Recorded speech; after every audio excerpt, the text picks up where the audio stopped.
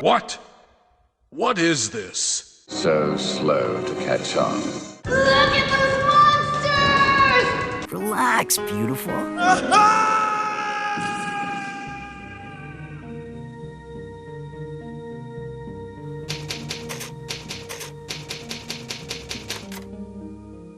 Hello everybody and welcome back to Typewriter Sessions, and as always I'm Brett and I am joined by James. What? And we are back for part 2 of our series on Code Veronica. So I don't know if this is we've got a lot to get through today, continuing our journey down Code Veronica Valley, but we'll see if we can get this through in a part 2, and only a part 2. It might go into 3, but we'll see. We'll see how we get on. But we really want to talk about the recent announcement of Resident Evil Veronica, don't we? We really do. You know, we've definitely the last episode, but also I feel like at least in the previous 2 field reports, the notion of the fabled Code Veronica remake has popped up, and now we know it's definitely real and definitely coming out next year. But yeah, as much as excited as we are, that I think that conversation deserves its own spotlight. So yeah, I think we're going to save that. We're going to try and knock another field report out very soon. By the time this has gone out, which we're recording it on a Monday, I'm hoping to get it out within the next couple of days, edited and done, so it's still within our usual kind of time frame for episodes getting out to you guys. But yeah, we'll try and get a field report following very shortly so we can talk about all of the Veronica news, how excited we are. I mean, I can't believe that we've literally just started a Code Veronica series, and no sooner had that episode gone out, we got an announcement that a remake was on the horizon. The universe has smiled upon us. It's answered our call. So yeah, that was really cool, and I'm really excited for it. So we've got lots to talk about when it comes to the Veronica remake. But for the meantime, we're going to divert our attentions back to Code Veronica, and we're going to continue where we left off. So we finished discussing the voice actors behind the characters and the main cast of characters for Code Veronica. So now we're just going to switch over to the enemies, and these are just sort of like the general roundup of enemies. We'll start with zombies. So as expected, the most common enemy remains the undead in Resident Evil Code Veronica. So these come in the shapes and forms of former Umbrella staff, guards, prisoners, and civilians who fell victim to viral exposure during the island's outbreak. Now, Code Veronica's zombies are noticeably more aggressive than those in earlier titles. They move faster, they lunge more frequently, and are capable of climbing stairs and navigating environments with alarming efficiency. So, oddly, there is a variation of the zombie in this one as well. So, in a part of the Rockfort Island base, there's a room filled with like hospital beds, which is some kind of medical/nurses station. In this room, we encounter a zombified anatomist who, after reading his journal, turns out he's been like torturing prisoners for a long while and seems to enjoy it. What a jackass. What a douche. So, as he appears, you at first think it's just a regular zombie and no real cause for alarm. However, it soon becomes clear this zombie is stronger and faster than others, and the most effective way to put this matter to bed with ease and quickly is simply with a grenade launcher round. It's not clear why this zombie would be any different than any other zombies you first encounter or you come across, but there's no real law answer for it. So I really don't know why this particular zombie is so much stronger and faster than others, but who knows? Don't know. I really don't know. They like to keep you on your toes. Indeed. Yeah. I don't know if it's because we're made to believe that because this guy was a real piece of work that it makes for a stronger zombie. I have no idea. But either way, that is the only real difference in the zombies of Code Veronica and those that we've encountered up until this point. Of course, we have the Cerberus dogs, representing Umbrella's long-standing use of infected animals as disposable security measures. Fast, aggressive, and difficult to track, these infected dogs patrol open areas and hallways, punishing players who hesitate or attempt to run blindly. So yeah, it's just another staple of Resident Evil enemies. A new one though was the Bandersnatch. I really don't know why they called them Bandersnatch though. It's such a shit name. So one of Code Veronica's most distinctive enemies, the Bandersnatch, is a grotesque result of T-virus experimentation on human subjects. These creatures are immediately recognizable by their massively elongated arms, which allow them to strike from long range, grab players unexpectedly, and deliver devastating blows. The Bandersnatch was developed as a direct offshoot of the Tyrant project, but unlike its more refined counterpart, it was designed with perfection in mind. Couldn't have fallen short anymore, could it really? It was designed with practicality. You see, creating a Tyrant wasn't simple. It required extremely specific genetic compatibility, time, resources, and a lot of money to produce a fully functioning Tyrant. For Umbrella, a company always balancing ambition with efficiency, that presented a problem. So they looked for an alternative, and the result was the Bandersnatch, a mass-producible BOW designed to bypass the strict genetic requirements of Tyrant creation. In theory, it was a brilliant solution, something that could be developed and deployed in greater numbers at a fraction of the cost, while still delivering overwhelming physical power. But in reality, it was deeply flawed. A bit like Cadbury's chocolate. When you think about it, you know. What an analogy, yeah. Yeah, I mean, it's shit now. It is. Have you ever seen what a bar of Cadbury's chocolate looks like when it's melted these days? Oh, they're just sort of rubbery, aren't they? They're like rubber. They don't like melt. They just sort of get soft. Yeah, they go real soft and stay together. They don't like turn into like pools of chocolate anymore like they used to. Yeah, and that's what happens when you mass produce something.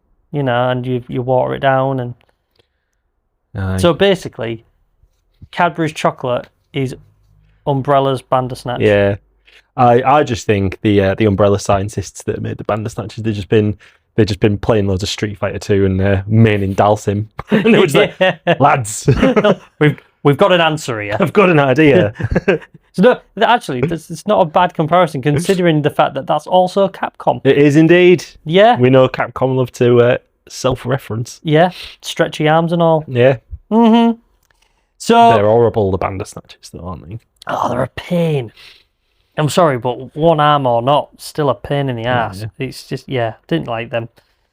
Because of the cut corners in development, the Bandersnatch suffered from severe biological instability. A bit like Cadbury's chocolate. Its body was unable to properly sustain itself after creation, leading to rapid tissue degeneration almost immediately after it came into existence. One of the most visible signs of this instability was its arms. In many cases, parts of the creature's anatomy would begin to wither away within moments of activation, most commonly the left arm, which would shrink, deform, or become completely useless. This left the creature grotesquely unbalanced, but Umbrella didn't see this as a failure. They adapted. Rather than correcting the flaw, the Bandersnatch was redesigned to compensate for it. Its remaining arm, typically the right, became massively overdeveloped, elongated, and incredibly powerful. This limb could stretch across large distances, allowing the creature to strike from afar, grab targets, or deliver devastating blows with unnatural reach. The result was something both unstable and terrifyingly effective. In combat, the Bandersnatch was unpredictable, its movements were erratic, its body visible deteriorating even as it fought, but its raw strength and extended reach made it a dangerous opponent, especially in confined environments. It was exactly what Umbrella needed in certain situations. A cheap, disposable, high-impact weapon. The Bandersnatch feels unfinished, unstable, which makes them especially unsettling, and they are not refined weapons, but failed steps towards something worse, and their erratic behaviour reflects that. So, yeah, I think they were particularly annoying because they had that really annoying reach, and like I've just said there, with the confined spaces, Like it had that like sort of upward, backward slap type thing that it Yeah. did, and then it could just sort of like reach its arm forward and just slap you one as well, or grab you by the head and stuff like that. They were just an absolute nightmare, weren't they? So they could move between levels really quickly as well. If you like, there were quite a few points where I feel like up on like a raised balcony or something, they could just fling their arm up and pull themselves up onto it rather than having to sort of follow you upstairs or anything, which is... That's right, yeah. They could like grab a railing or a ledge and then just jump up and end up on the next level, because sometimes you thought to yourself, oh, well, I've got by myself some time if I go up to the next level. And then all of a sudden they'd just jump up and you'd be like, oh, for fuck's sake, you know. So, yeah, I mean, they look really lame, and I think and I hope in the remake they'll make them look more terrifying than they are. Because I think otherwise the idea of them is kind of cool in a way. Yeah, but conceptually it's a good idea. But yeah, they do just sort of look like, you know, the bit in is it the first X-Men movie where there's the like the US senator gets turned into a bit of a sort of blobby jellyfish man. That's sort of what Bandersnatches look like. Bandersnatch are Senator Kelly. Yeah, Senator Kelly in Resident Evil. The crossover we never thought we needed. Brilliant. So next is the Albinoid. It is a malformed amphibious creature created during Umbrella's viral experimentations and experiments in Antarctica. Lacking eyes and relying on erratic movement, the Albinoid lashes out wildly, attacking anything nearby.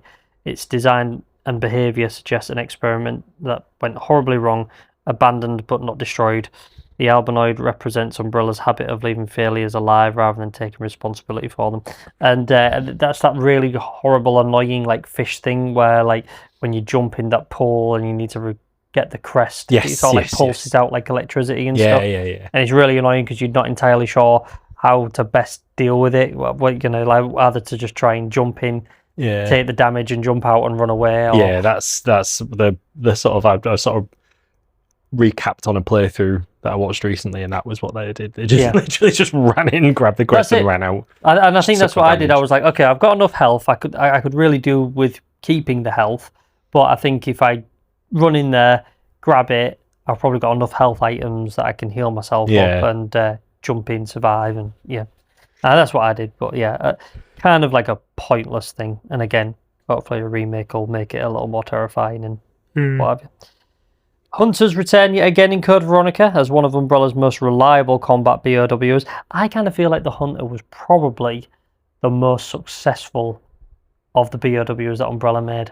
Yeah, I think you're probably right. They're the most sort of consistently like they're scary in every game. They're fast. They're ferocious. They deal a lot of damage, and they don't really have any flaws other than just to absolutely destroy them with as much firepower as you've got. You know, where like with a Tyrant, it's usually got a weakness, probably a fucking eyeball somewhere. You know, the big glowing orange eyeball. Oh, what there? I've got an eyeball. Best shoot it. You know, or it's something glowing. But like Hunters just don't have that, and I just think the more we talk about this, if the Hunters ever pop up, you're like, yeah, they were a fucking pain in the ass in that game. So I genuinely do think that the Hunters were probably the best BOW that Umbrella ever made, and they should have just made fucking loads of them. Yeah, sack everything else off. Just keep making Hunters. But they're Umbrella scientists. They're too curious to just sort of be like, yeah, that'll do.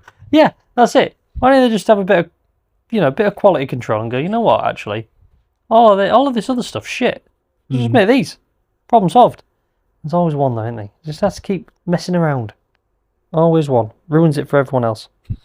They were, of course, fast, intelligent, and brutally strong. Hunters are capable of leaping long distances and killing with a single strike if the player is careless. Their presence marks a shift from survival horror toward outright combat pressure. We don't really need to talk about these in a great length due to us covering them in previous releases and episodes, but they of course remain a deadly enemy for the player.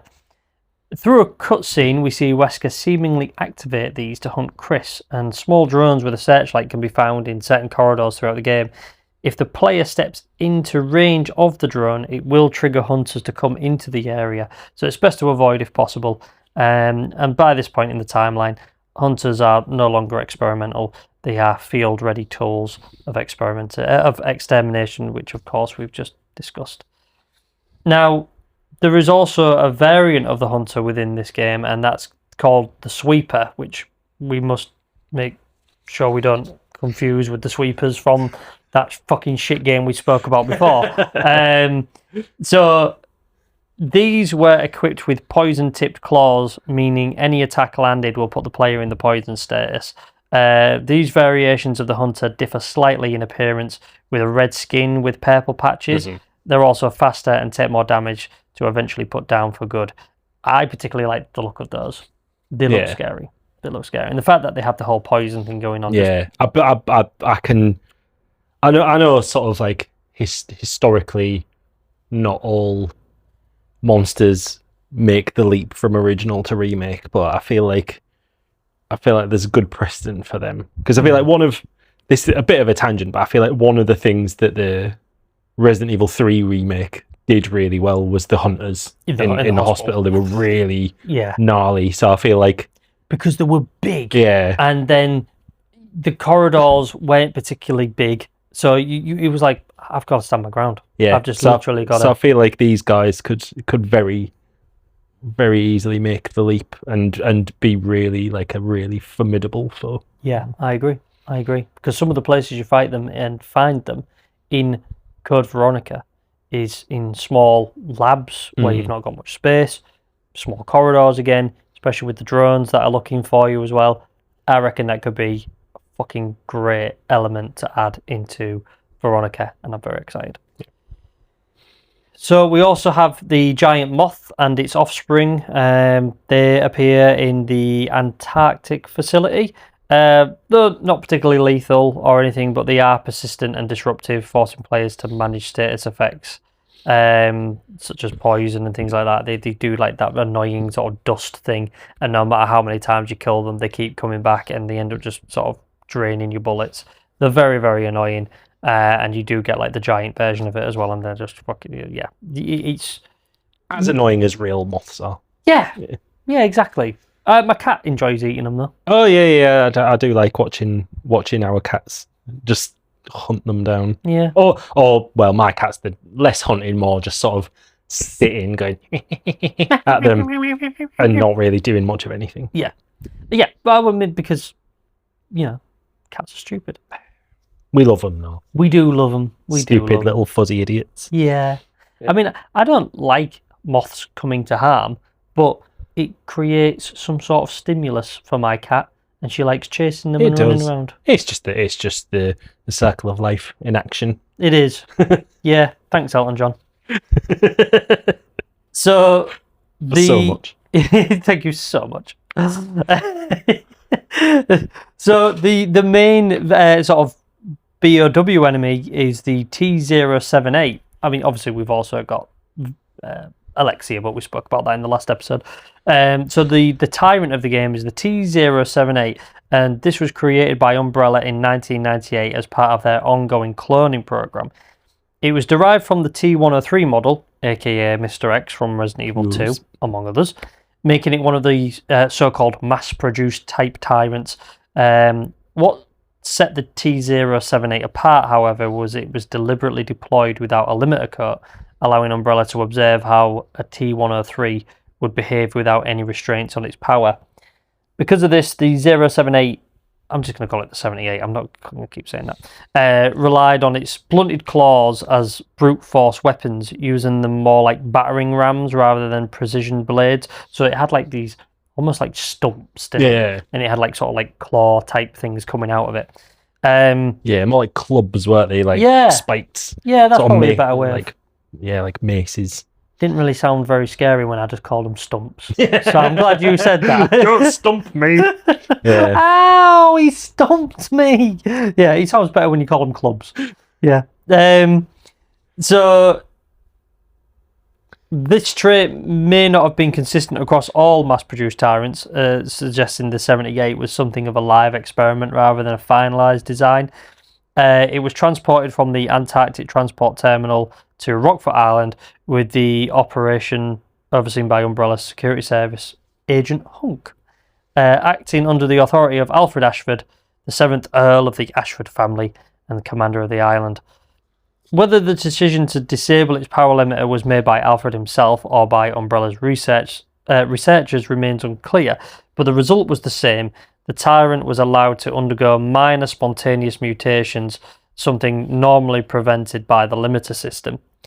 When Rockfort Island came under attack by the HCF, Wesker's paramilitary unit operating on behalf of a rival BOW organisation, the Connections, Alfred Ashford released 78 with a singular objective to eliminate Claire Redfield and Steve Burnside, who were attempting to escape the island as prisoners. Although the Tyrant appeared to be defeated before it could reach the escaping duo aboard a plane, that proved to be a false victory. In a final act of relentless pursuit, the 78 managed to grab onto the aircraft as it took off, clinging to it just moments before a massive explosion tore through much of the island facility. The Tyrant forced its way into the plane through the cargo bay, during which its right arm mutated further, causing its claws to extend into a far more lethal form. Ultimately, Claire Redfield, who brought the encounter to an end by releasing a secured cargo crate from its harness and sent it crashing into the Tyrant, knocking both the crate and the 78 out of the aircraft and into the ocean below, finally ending the creature's pursuit. I've got a feeling it was probably still alive. Do you think? I mean, come on. They get shot by rockets. He's just fallen out of a plane. He has just fallen out of a plane. I suppose it depends. Do Tyrants have like a good swimming prowess? Or do they operate on like Sonic the Hedgehog logic? There's just a Tyrant bobbing along in the water with a and he gets that little bubble thing. Yeah, true. I mean, I never. Do they breathe? Does it breathe? That's a good question. Yeah. Does a Tyrant breathe? I mean, I guess you'd think that they would. So maybe it is. Maybe they are relying on air then. Yeah, it still has functioning organs, even if they are giant mutated ones that protrude from their chest cavity. Sometimes they're on the outside rather than the in. Maybe to prove this, we need a Tyrant that has its lungs on the outside instead of a heart. Yeah, maybe. Yeah. Do Tyrants eat? No, because they're not like the kind of monster you don't ever see a Tyrant try and like eat you in the games, do you? No, they're trying to kill you, but they're not trying to eat you. No, they never. So like, do they hunger? They must be powered somehow. Maybe they're like. There's like a BOW staff canteen at Nest. bunch of Tyrants sat around on picnic tables. There's Mr. X stood next to a hunter, like in a line. And they're getting real pissed off because the hunter's taken the last of the mashed potatoes. Yeah. There's just Mr. X like fucking clubbing it.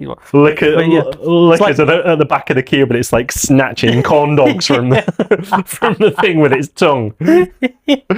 What has this descended into? This is nonsense.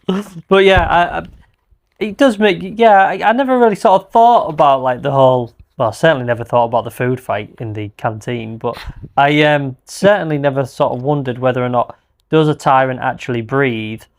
And if it does, then yeah, it probably won't survive landing in the ocean because it'd drown.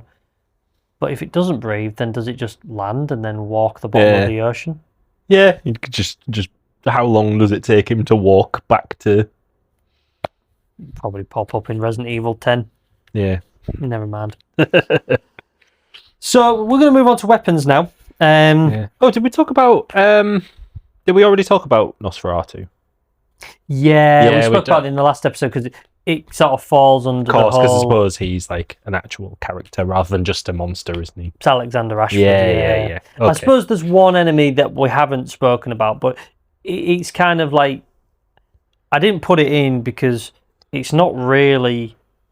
There's like a gravedigger worm. Yeah, there is. Yeah, you're right. Pops up. It just sort of like comes up every now and then, but it's so unthreatening. You can literally walk from door to door without ever even it popping out the ground. Yeah, you're right. I didn't really bother mentioning it simply because it just poses no real threat. and we have discussed it in Resident Evil 3 Yeah. series. So, but yeah, for our listeners, there is also a Gravedigger worm on there, but it's utterly like, oh no, actually no, you fight it as Chris. So I should have put it in there, really.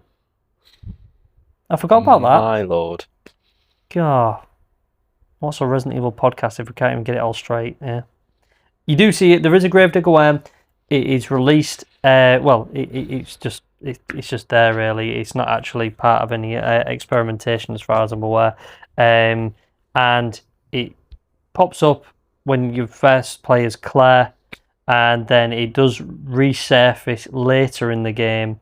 And I think it does, regardless if you kill it when you Claire or not. It still does reappear. So you can either waste your bullets and kill it as Claire, only for it to come back.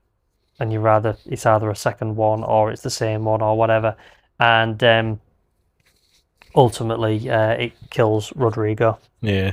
But Chris, Chris will kill it eventually. Yeah. So there you go. That's that. I didn't even have a script for that. Off the cuff knowledge. You think we're missing things, and then the professionalism kicks in, and and then boom, knowledge brings you the facts straight off the dome.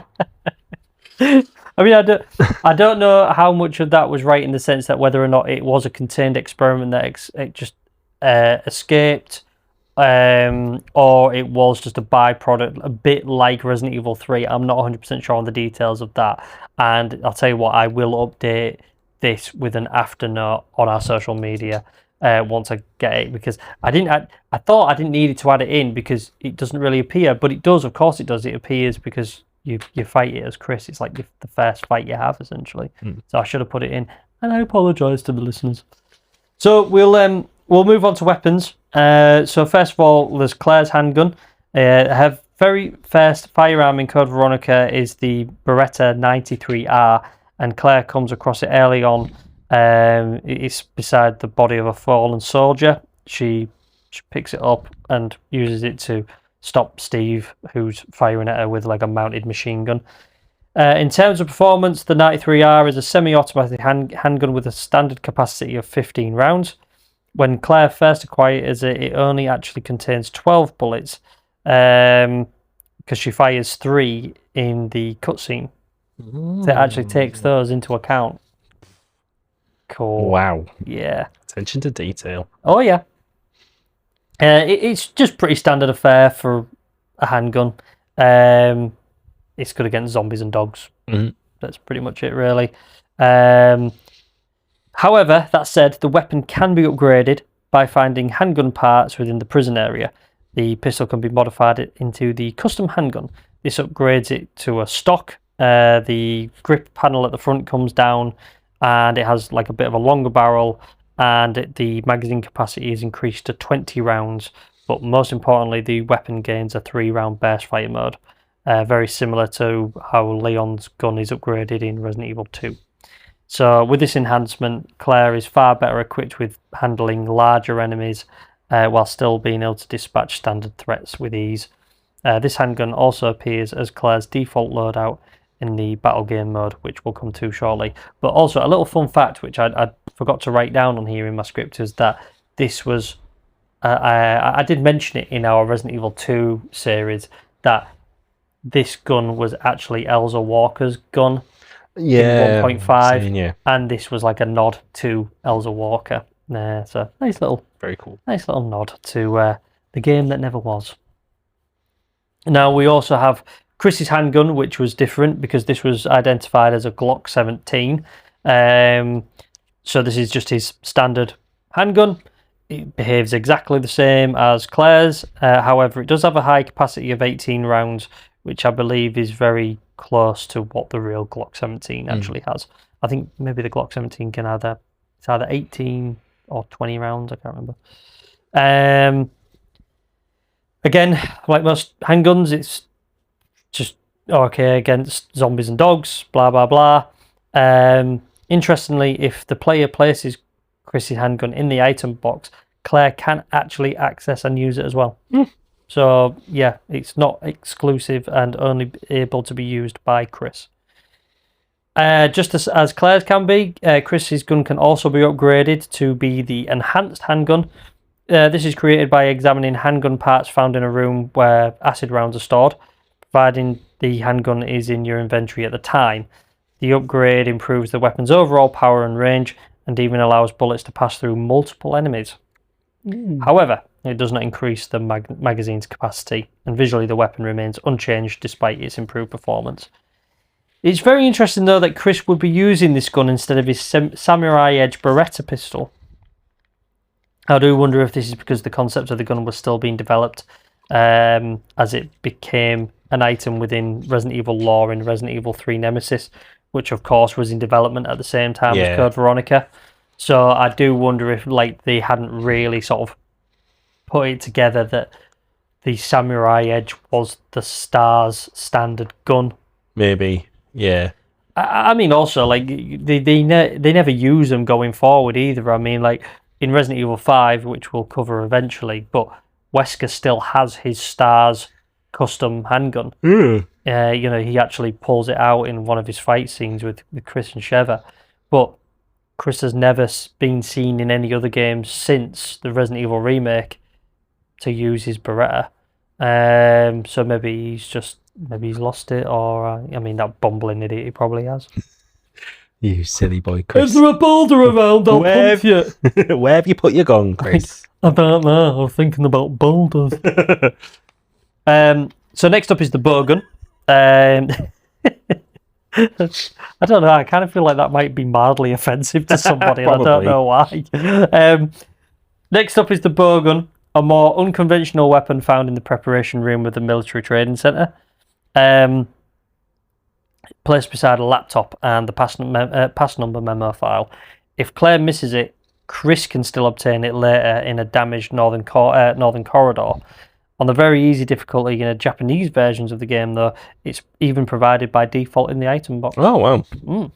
The bowgun operates similarly to the grenade launcher in terms of ammo capacity. It can hold a large number of bolts in a single type. While it's weaker than a handgun and often requires numerous shots to bring down even a single zombie, it compensates with an extremely fast firing speed, virtually no recoil, and an impressive range. Its true strength lies in its special ammunition, though, explosive bolts. These function similarly to grenade rounds in terms of damage, but travel in a straight line rather than an arc, making them far more precise at longer distances.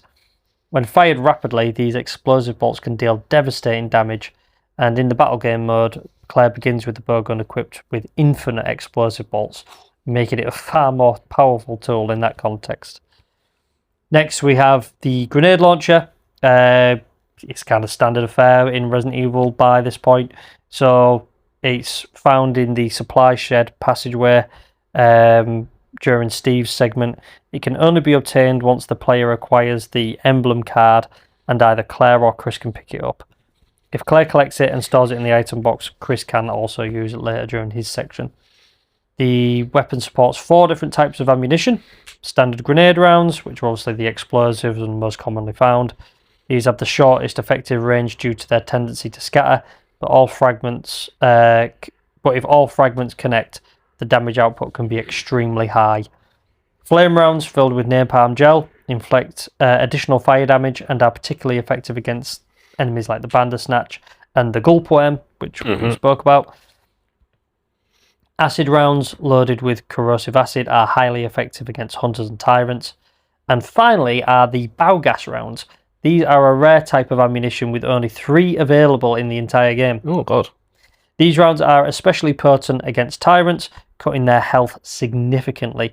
But importantly, they cannot kill enemies outright, only reduce their vitality by half. Right. So, interesting, little thing that you can't kill enemies with them. So you can keep firing rounds at them, but you'll never actually be able to finish them off. So you might think, well, I'll shoot all my bow rounds at it, but it's like, yeah, but I'm at the point where I'm practically dead. You could probably finish me off with a knife or something like that. You'll never be able to kill them, though.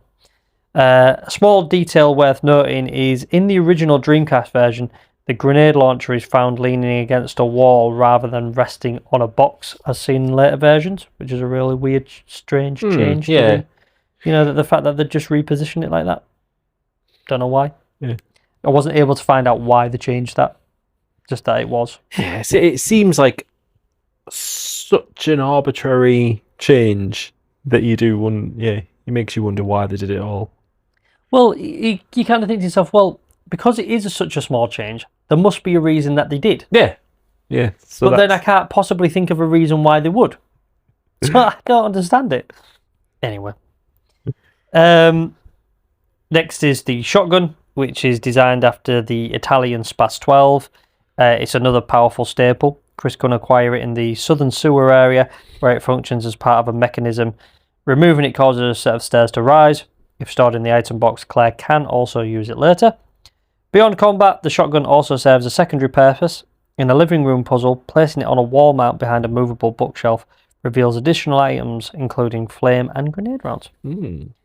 The shotgun is devastating at close range, as it always is. A well-placed shot aimed upward can result in instant decapitations, while aiming downward can cripple enemies, forcing them to crawl. Interestingly, in the trial version of the game, the shotgun originally occupied 2 inventory slots instead of 1. I'm glad they changed that, because if that had been in the main game, I'd have cried. Oh man, I hate in the sort of every Resident Evil game that has that sort of classic inventory system, weapons taking up multiple slots is nothing worse. When you've got like an assault rifle, it's fine once you get to like the briefcase system in 4, but in the sort of the classic inventory, you don't want that. Exactly. It's just nothing short of annoying, is it? We've actually still got a few weapons to go as well on here. Like, it's crazy, like how loaded to the tits with guns this game is. Next, we have the M100P dual pistols found in the prison building after a zombie ambush. These weapons allow Claire to target 2 enemies at once and fire at a much faster rate than standard handguns. Despite using smaller .22 rounds, they offer slightly increased power over a starting pistol. They operate on a percentage-based ammo system, with each pistol holding 100 rounds, each shot consuming 1%. However, since no additional ammo is ever found, once they're empty, they are absolutely useless. There is evidence in the game file suggesting they were originally intended to have additional ammunition, but it never made it into the main game. The submachine guns follow a similar dual-wielding concept. Claire finds these MAC-10 style submachine guns in the warehouse, and they're later passed to Steve. Chris can obtain them in the catacombs, provided Claire gave Rodrigo the hemostatic earlier in the game. These weapons excel against fast-moving enemies like hunters and Cerberus, thanks to their ability to target 2 enemies simultaneously. Steve uses them during his segment, and the number of enemies he defeats even alters dialogue in the following cutscene. So, that's quite an interesting little thing, that if you actually take all the enemies out, it'll affect the dialogue. In the battle game, both Steve and Claire can access versions with infinite ammo, which is pretty cool. We also have the assault rifle, which is an AK-47 minus its stock. Offers rapid fire capability, but trades off raw power. It takes up 2 inventory slots, and is found in the Antarctic Base. Ammo is tracked as a percentage, with limited additional magazines available. While weaker than a handgun in terms of pair shot damage, it's useful for crowd control or as a backup weapon, especially in encounters like the Nosferatu fight if the sniper rifle runs out of ammo.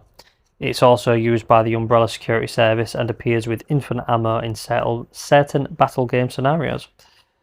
We also have a sniper rifle, which is identified as the MR7, a bolt-action weapon with just 7 rounds and no additional ammo available. So that's it. You get 7 shots, and Yep, 7 rounds. Make them count and enjoy them, because you won't be getting any more. It's most notably used by Alfred Ashford, who fires at the player using the laser sight during the Assembly Plaza encounter. Claire can obtain it after Alfred drops it during a confrontation in the mining area. It's primarily intended for the Nosferatu boss fight, where it offers a unique first-person aiming mode with zoom functionality. Interestingly, the outcome of Nosferatu's death cutscene changes depending on whether you land the final shot on his heart, which we'll come to that a little bit later. Unused data suggests the rifle may have originally had additional ammo and can even be used outside its intended encounter through external tools, but due to its limitations, it's best suited for slow-moving targets. The Magnum is as expected, one of the most powerful weapons in the game. To obtain it, players must first store an empty extinguisher as Claire, then refill it as Chris and use it to access the chemical storage area. It delivers massive damage, often killing enemies instantly, but ammunition is extremely limited, making it best reserved for late game bosses like Alexia. In battle game mode, Chris starts with one featuring infinite ammo, while Wesker can find one with limited rounds.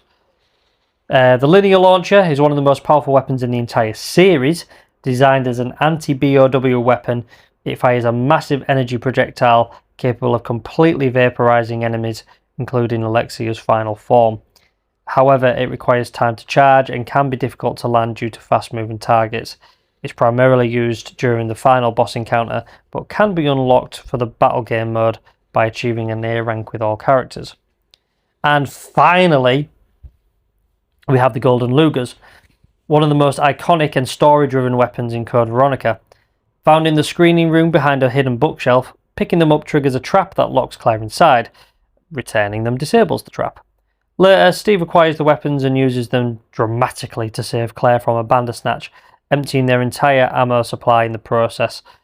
The player eventually receives them, but with no ammunition, meaning they only serve as a key item used to unlock a door. In battle game mode, however, they return as a fully functioning weapon with infinite ammo. They're capable of precise headshots and can target 2 enemies at once, making them surprisingly effective. Interestingly, unused game data suggests they were originally intended to be fully usable in the main game. Real-world replicas were even produced by Tokyo Marui in limited quantities, further cementing their legacy as one of the most memorable weapons in the series. Even though you don't really use them. Yeah, that's it. And it's insane, isn't it, that these Golden Lugers have become quite iconic, even though you don't even get to use the fucking things. But yeah, Tokyo Marui even made BB airsoft versions of them. So very, very cool. So now we're moving on to the unlock. Oh, actually, no, I must just say though that although I didn't write the knife into this script, the knife is very different in this game. Right. Because when you use it, it has the ability that if you are right next to a wall and you swipe, the knife will hit the wall. So you can't just swing wildly. If you're in a tight spot or you're tucked right up against the wall, you'll hit the wall. Also, it is the first time though that the knife is actually useful, because if you become a bit of a master at using it, you can swipe downwards, swipe at the legs, and then zombies go straight down, and you can actually kill them quite easily. But it does take practice and very good timing. And when I used to hammer this game, because I fucking loved it back in the day, I was particularly good at using the knife. I was a bit of a beast, and it's not very often I big myself up, but I was fucking good at it. I didn't often use my handgun because I could take zombies down very easily with the knife. I was perfectly timed with it. But yeah, and it's the first time that the knife's actually useful. So if you're running low on ammo, you can actually use it and get by if you know how to use it. So you just got to make sure you've got the right spacing and you time your shots just right, and you can take zombies down with a single swipe of the leg. Swipe the knee. Sweep the knee. Yeah. Johnny. Good old Mr. Miyagi. He knew what he was on about. Upon completing the main campaign, players unlock the battle mode. So a standalone mini-game that expands on the core mechanics. In this mode, the player can choose from 5 playable characters: Claire, Chris, Steve, Albert Wesker, and an alternate version of Claire. So there's 2 Claires in it, which is just greedy. Each character must clear a series of enemy-filled rooms before confronting a character-specific boss. Interestingly, in the Japanese Dreamcast Kanzaban version, I don't know what that means, which is essentially the complete edition, the battle game is available right from the start without needing to finish the story. At its core, the battle game is a timed attack challenge. Players choose from a roster of characters and are thrown into a fixed sequence of rooms, each filled with enemies. The objective is simple: clear every room as quickly as possible, but while the structure remains the same each time, the experience changes depending on who you play as. Each character comes equipped with their own unique loadout, which dramatically affects difficulty and strategy. One important twist, though, is that all weapons come with infinite ammunition. So this shifts the focus away from resource management and more toward efficiency, routing, and combat execution.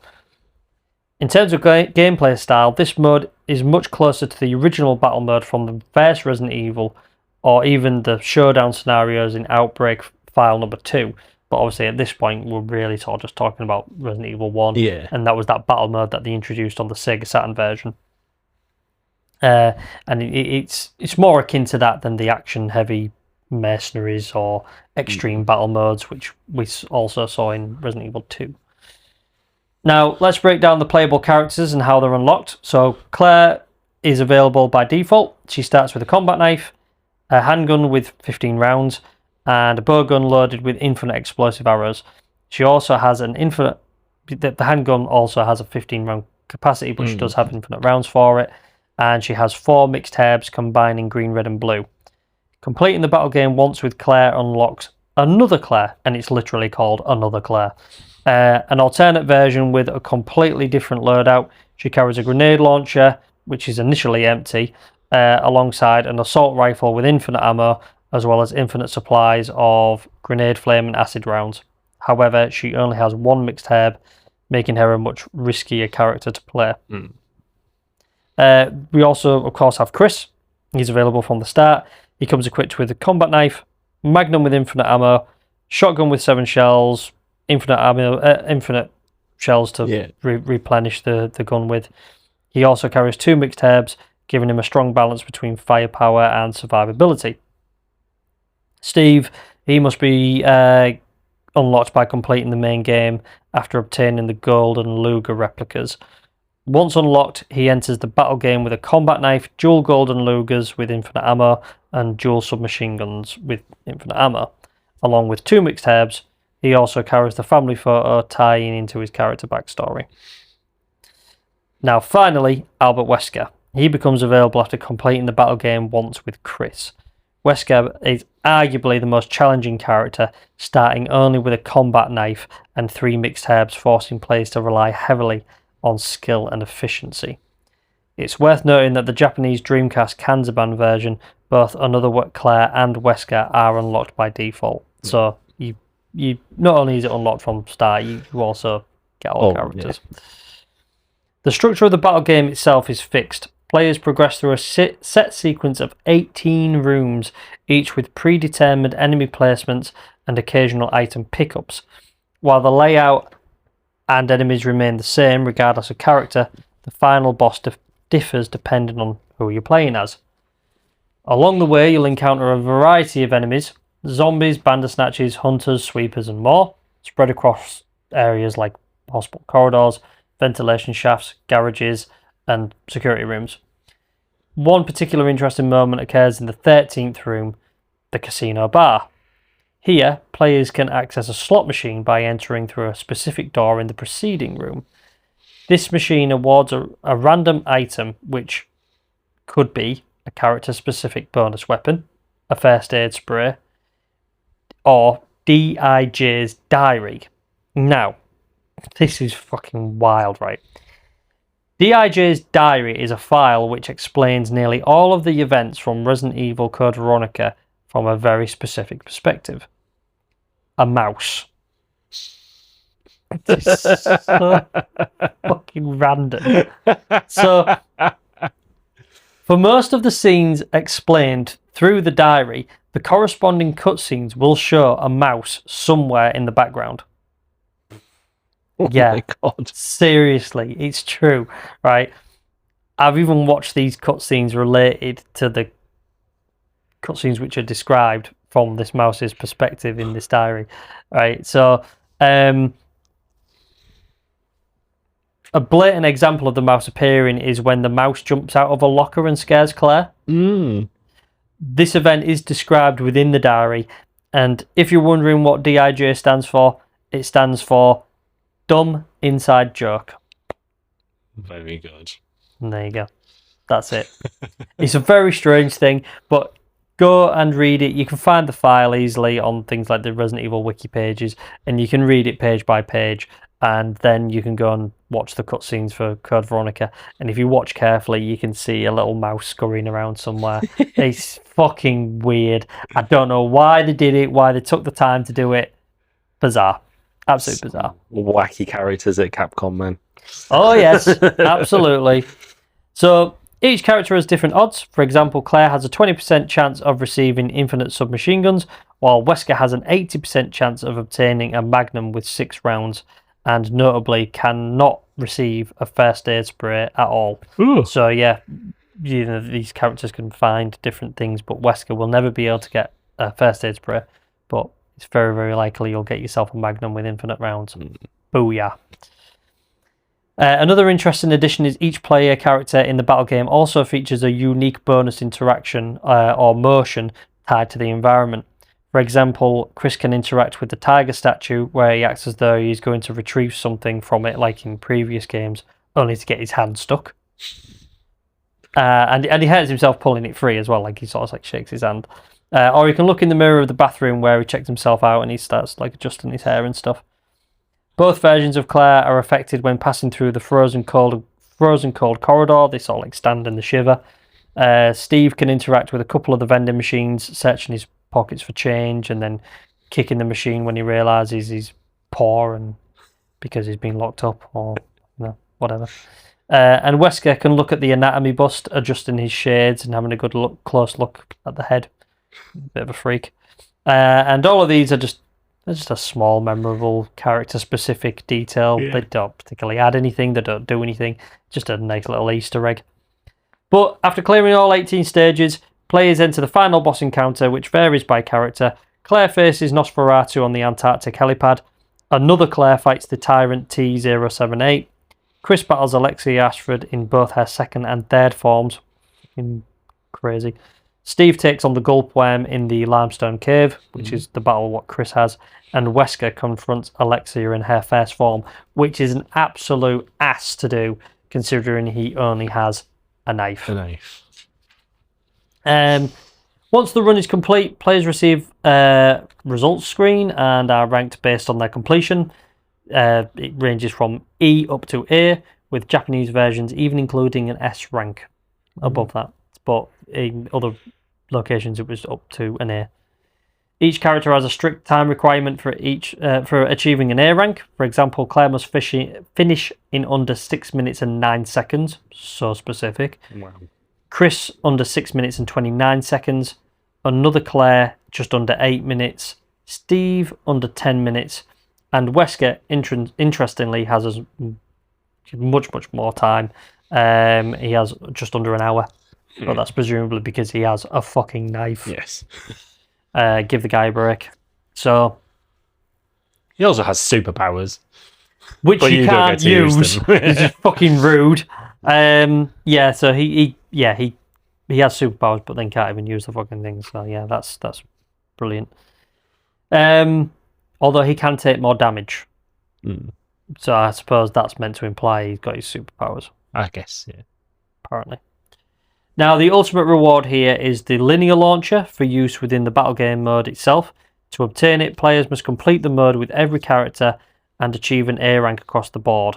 This also ties into achievements in later versions such as the Battle Master Award in the HD remaster and PS4 release.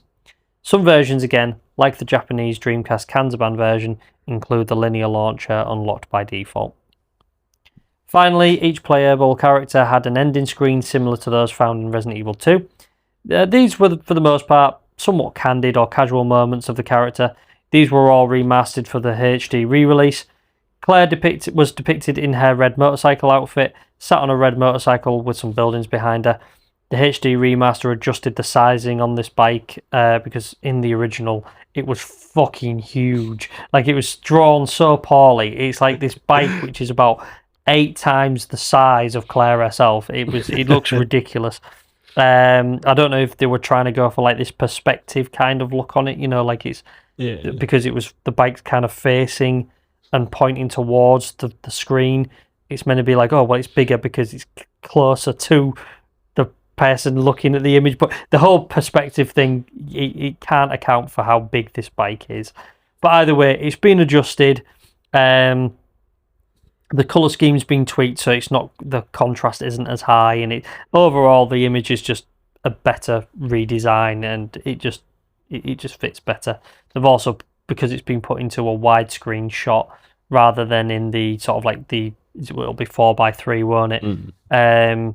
For old CRT TVs, it's now it's widescreen. They've sort of like added a little bit more background to it, and they've put like a bit of a mist in the background to make it a bit more edgy. The other Claire version from the battle mode was in her skimpy outfit, what she wore for the battle mode, and she stood in some kind of military base. I mean, I don't really know why, but there's tanks and aeroplanes in the background, and she's posing with a red and white umbrella, reminiscent of the Umbrella Corporation colour scheme. The remastered version again tweaked the colour scheme, helping with the lighting, and it showed a redesigned tank, which I couldn't really identify the model, and the planes in the background were more notably like jets rather than sort of older school planes. Steve showed a family portrait of Steve between his father and mother. It's an odd looking photo in the original because his dad's kind of sort of turned with like his mouth open, like he's waiting for someone to slide a hot dog in or something like that. It's really strange. His mother, on the other hand, has like a hand to her mouth as if she's like really concerned, presumably because her husband looks like he's waiting for a hot dog to be slid into his mouth. Steve, meanwhile, just looks really confused. Steve has had another version of this for the PS2 Code Veronica X release, where he had his new hairstyle, which was changed for the Code Veronica release, but we'll come to that shortly. The remaster further cleaned this image up entirely. His mother and father appeared to be smiling or laughing. Lighting was tweaked to create more definition, and Steve looks somewhat respectable for a change. The version looks like a more wholesome and candid family photo than it does in the original, which just looks crazy. It just looks really weird. Chris's completion screen is an image of him catching a fish on a boat on a lake. It's kind of boring. The remaster again just tweaks the lighting and the colouring, and it just makes the pose look a little bit more natural. Wesker's showed him stood inside a cave with what appears to be a submarine coming out of the water. I presume this was to show Wesker's arrival on Rockfort Island with his paramilitary team. The remastered version had an extreme overhaul of this, with Wesker being surrounded by flames, and it leans heavily into his sort of villainous persona.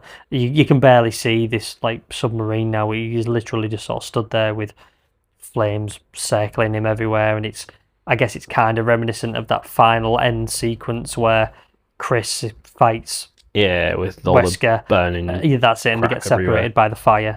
So I think it's kind of maybe to highlight that. Now, there's only one thing I need to quickly touch upon about the battle mode, is that there's a really interesting thing here that I found, and that is there was a major issue, particularly for players in PAL regions, so that's people like us.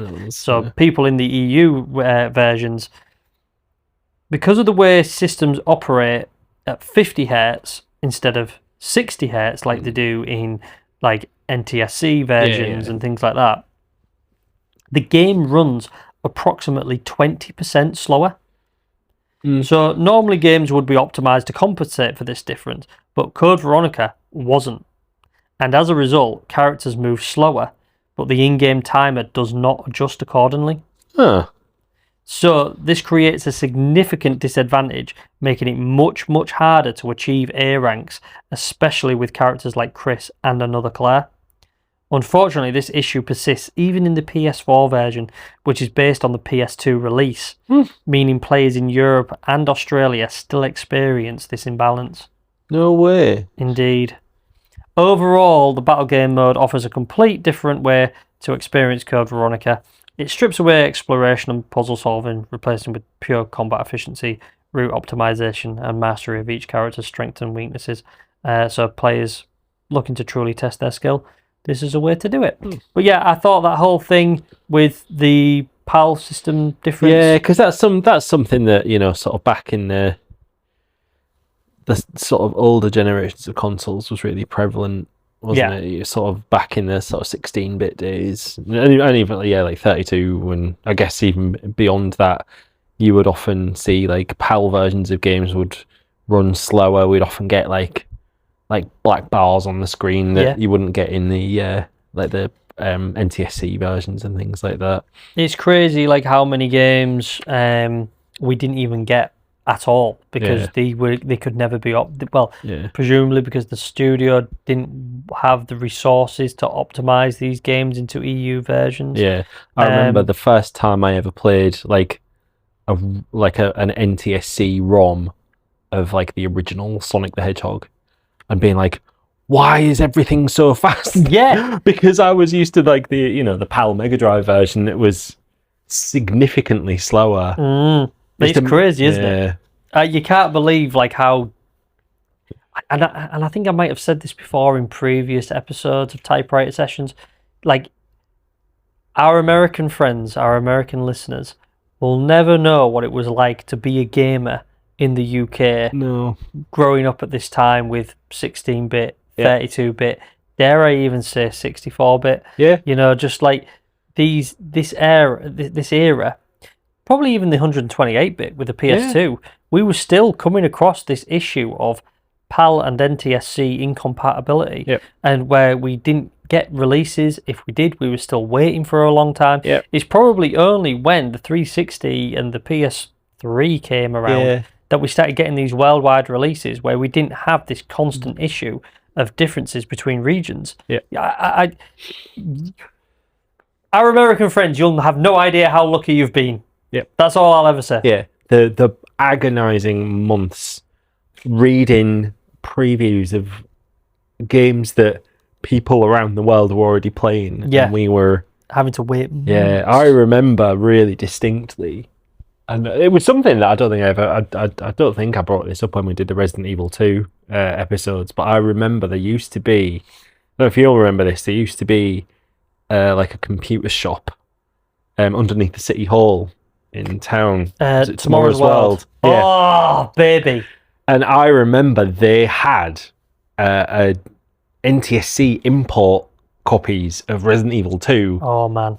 Obviously, months before we got it here, with that the American box art with the zombie with the hand creeping around the corner. Yeah, totally different to and they had it playing on the screens in the shop, and I used to go in on because I went to school. I went to Trinity House, so my posh boy. So my school was in the city centre, so I used to go in there like once I was sort of old enough that I think it was past year. I think it was year 10 and 11. They let you go out on your lunch break rather than stay in school. So I used to like go and just like wander around the town for an hour every day. And I used to stand in that shop and just like I remember that. Resident Evil 2 and I think Tekken 3 as well. They had Tekken 3 imported like months ahead of time, and honestly, like the like you said, the agonizing wait to get those releases. And again, I just don't think maybe maybe our American friends have like experienced moments like this where there's been something they've been desperate to get hold of and they've not been able to. But I just kind of feel like we've experienced that more. But also like, some of our versions were so heavily censored against what the what the true releases were meant to be. What the Americans obviously got the proper true releases of them, completely uncensored or whatever from how they were produced in Japan by the time they were imported to America. You know, we just honestly like we just suffered so badly for it. You know, it drives me mad to think back to the time of how long it took us to get things and things like that. And You've really got no idea how jealous we are of you, or where at least, because gaming now it's a worldwide platform now, and we get everything all at once, don't we? So we do. We're pretty lucky. depending on where you buy your things from, and how efficient your courier service of choice is. Yeah, seeing as we don't have any fucking game shops anymore, that's the true travesty in all of this. Anywho, back to unlockables. So we've got we've only really got a couple of unlockables. So actually, I think there's only one So the only real unlockable is the infinite rocket launcher. So with regard to other unlockables in the game outside of the battle mode, in true Resident Evil fashion, Code Veronica rewards mastery with one of the series' most iconic unlockables, and that is the infinite rocket launcher. So a weapon synonymous with total dominance over the game's horrors. But unlike some of the earlier entries in the franchise, earning this reward here is far more straightforward. In fact, Code Veronica is widely regarded as one of the most demanding titles in the series when it comes to achieving a top-tier performance ranking. Because it's fucking solid. Yep. It is so hard. To obtain the coveted A rank, players are required to meet a strict and unforgiving set of conditions that test not only their combat efficiency, but also their planning, restraint, and deep familiarity with the game structure. And might I add, your fucking sanity as well, because it really is testing. So, first and foremost, the entire game must be completed within a time limit of 4 hours and 30 minutes. A challenge in itself, given the game's length, backtracking, and puzzle complexity. Every moment counts, and hesitation can cost the player their ranking easily. Perhaps even more punishing is the requirement to complete the game without saving. With the sole exception being the mandatory save point that appears during the disc swap. Right. This means committing to long stretches of gameplay without safety nets, where a single mistake can undo hours of progress. Adding to this pressure, players must also completely avoid using first aid sprays. While these items provide full healing, their use immediately disqualifies an A rank, forcing players to rely entirely on herbs and careful damage management throughout the experience. Beyond these mechanical requirements, the game also demands specific narrative outcomes. During the events in the screening room, players must act quickly enough to rescue Steve Burnside before it's too late, a moment that requires both speed and awareness. Similarly, players must ensure that Rodrigo Juan Raval is saved, a condition that hinges on earlier decisions and item usage.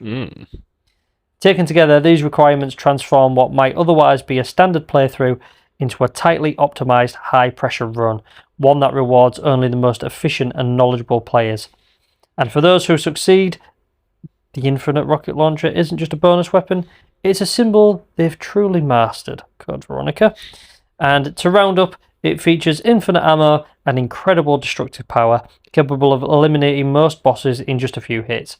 However, it cannot be aimed up or down, requiring players to rely on splash damage in certain stipulations and situations. Unlocking it also grants the Weapon Crazy achievement in modern versions of the game. So, I don't think I ever achieved that. As good as I was at that game, I don't ever remember unlocking infinite rocket launcher. That is a wild set of parameters. These guys were on crack, I think. Yeah. I think they were on crack. Because, I mean, Code Veronica is a hard game, regardless. Solid. It's, I don't know, I can't remember if we mentioned this before, but is it one of the only Resident Evil games that doesn't have any difficulty settings, does it? It is literally just the game is what the game is. There's no... Yeah, that's right, yeah. Because, I mean, I suppose Jill and Chris options in Resident Evil 1 do kind of serve as a difficulty setting. Yeah, I would say so. Because they make Jill's... you get extra slots in your inventory, you get the lockpick, and you get certain scenarios, you get extra help with like Barry and stuff, don't you? Well, that's it. I mean, Barry appears more often to help. Yeah, so I think I would say that constitutes a difficulty modifier. But yeah, there's absolutely nothing on Code Veronica. You don't get any. There's no option for an easier run or a more difficult run. It's just the game just is what it is. Agreed. Yeah, and what it is a pain in the fucking ass. Pain in the bum. Yes. Yes. So now we've done unlockables, we're going to move on to Easter eggs. So this is always a fun part of the show. But Code Veronica is a little thin in the way of notable Easter eggs, unfortunately. First of all, however, we do have a kind of cool Easter egg, is that one of the vending machines has a reference to Resident Evil 3. in that the brand of the machine is Valentine Rosso. So that's an obvious nod to RE3's Jill Valentine and Dario Rosso. Yeah. So yeah, that's one weird one. Next is a weird, creepy Rodrigo scene present in the Dreamcast version of the game. When playing as Claire in the battle mode, if you go into first-person mode using the linear launcher to look behind the metal crates on the lift platform section, you can see Rodrigo just standing there, looking at you through the crates, which is really fucking creepy. Yeah, that seems like more of a Steve thing to do. It does really, but it's always the quiet ones, isn't it? Another cool Easter egg is the multiple different kill scenes for the Nosferatu boss. So I touched upon this earlier. So if you finish him off using the bolt-action sniper rifle, a cutscene will trigger with Claire looking down the rifle and shouting, "I've got you now," before pulling the trigger and piercing Nosferatu's exposed heart. He screams and then dies. So a similar scene happens if you manage to finish Nosferatu off with the knife. Okay. So Claire will be slightly crouched beneath Nosferatu before delivering the same "I've got you now," and then plunges the knife into his chest. Oh, okay. They're both equally cinematic in their sort of early 2000s way, with swooping camera angles, and they're a little cooler than just killing him in the normal way, where he just sort of drops to his knees and dies. So yeah, there's two very unique ways of killing him there. I don't know who's crazy enough to try and kill Nosferatu with a knife though, so whatever. Next is some images on the computer screens which we've seen in previous Resident Evil games. Like you go onto a computer screen and there's like little images dotted around across the on the dash, like on the desktop. Sorry. Some of the screens will have images on the desktop, such as there's like a portrait of Hunk, like a close-up image of Hunk. William Birkin's Tyrant eye, which was used for the title screen of Resident Evil 2. Mm. And then there's a weird one, which is a screenshot of Jill in an alley from Resident Evil 3, which is kind of random. There's also some folder names which are interesting. One is Nemesis Dat, and the other is Mikami Dat, which are, of course, references to the Nemesis BOW in Resident Evil 3 and Shinji Mikami, which is the long-term Resident Evil producer. And an obvious nod to the original Resident Evil is the layout of the mansion area in the game, which looks nearly identical to the Spencer mansion from the original game. It's one cool little Easter egg in this area is when you go into the room with the statue where you would push some steps up to retrieve the mansion first floor map. In Code Veronica of this room, sure enough, a rolled up piece of paper can be seen sitting inside the statue, but there's no steps you can push to reach it, so you can't get it. But it's a cool little touch nonetheless, and it's kind of cool that they added it. So, I mean, that's kind of it, really. We've still got a little bit to cover, but let's just talk about its release now. So, as discussed at the start of this series, Code Veronica was officially revealed in October 1998 and was released in February 2000.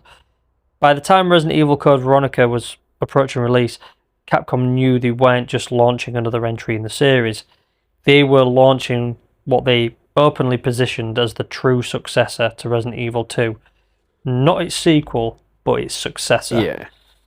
And Capcom had big expectations. At the time, they believed the game could reach around 1/3 of all Dreamcast owners, estimating sales in the region of 1 million copies. Early shipment targets for Japan alone were set at around 400,000 units, although even then some industry observers questioned whether those projections were a little too optimistic, given the Dreamcast's uncertain position in the market. Originally, the plan was ambitious. Capcom intended Code Veronica to launch alongside, or very close to, both Resident Evil 3 Nemesis and the North American Dreamcast release in September 1999. But development delays pushed things back. Rather than leave a gap, Capcom pivoted. They released Biohazard 2 Value Plus on Dreamcast in 1999, a special version of Resident Evil 2 that included a playable demo of Code Veronica, giving players an early taste of what was coming. When Code Veronica finally launched in February 2000, Capcom went all in on presentation. Pre-order editions came with exclusive numbered tags, distinctive red packaging, and even unique title screen variations, making them highly collectible. Ooh. But perhaps The most striking part of the launch was the hardware itself. To celebrate the release, Capcom produced 2 extremely limited Dreamcast consoles. The first was the Claire version, a transparent red system complete with matching controller and VMU, limited to just 1,800 units. The second, even rarer, was the Stars version, a dark, translucent blue console branded with the iconic Stars logo, limited to only 200 units. So if you've got one of them, I'm just going to say it, I'm jealous, and if I find you, I'm stealing it. So, they were very, very rare. Yeah, really cool. I wish I had one. These weren't simply sold in stores, they were offered through special promotions and contests, making them some of the most sought-after pieces of Resident Evil memorabilia to this day. When looking at the commercial performance of Resident Evil Code Veronica, it's important to understand that its success unfolded across multiple platforms, regions, and re-releases over more than a decade, ultimately painting a far more impressive picture than its initial launch might suggest. Across its lifetime, Code Veronica and its various updated versions collectively generated over 4.5 million units sold, bringing in an estimated $223 million in revenue. Not too shabby. Indeed. That figure alone places it firmly among the more successful entries in the franchise when viewed in the long term, despite the challenges it faced during its original release window. The game first launched in 2000 on the Sega Dreamcast, where it achieved a global sales of approximately 1.35 million units, generating around $90 million in revenue. While these numbers were respectable, they were somewhat constrained by the Dreamcast's relatively small install base, a factor that would impact the game's early commercial reach, despite strong critical reception.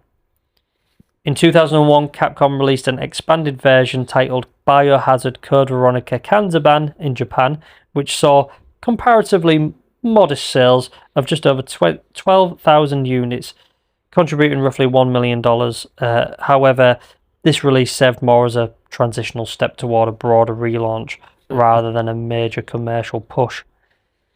That same year, the enhanced version, known internationally as Code Veronica X, arrived on the PlayStation 2, where it found a much larger audience. In Japan alone, the PS2 version sold over 360,000 units, generating approximately $28 million. Overseas, its performance was even stronger, with 1.24 million units sold, bringing an estimated $63 million in revenue, which is cool. A decade later, the game saw a resurgence with the release of the Code Veronica X HD in 2011, bringing the experience to modern audiences on newer hardware.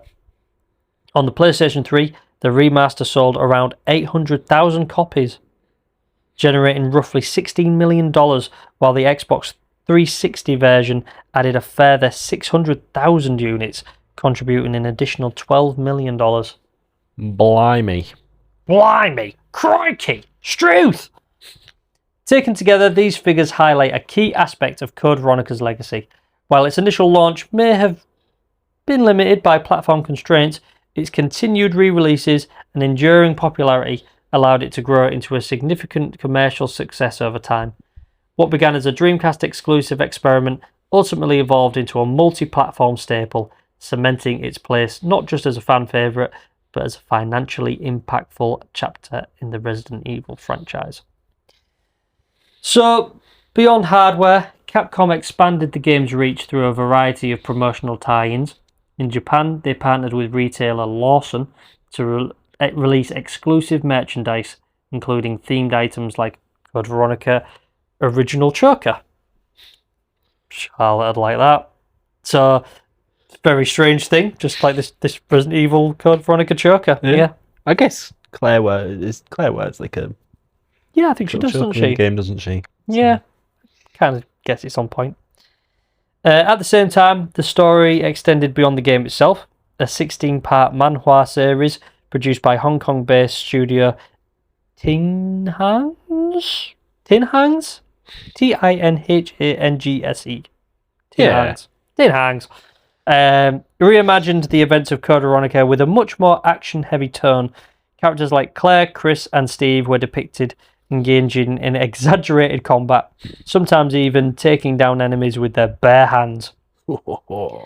John Wick style, baby. While certain stylistic liberties, like Chris being portrayed as left-handed, gave it a unique identity. The series even revisited earlier events, including Chris's final encounter with Wesker in the original game. And the expansion didn't stop there.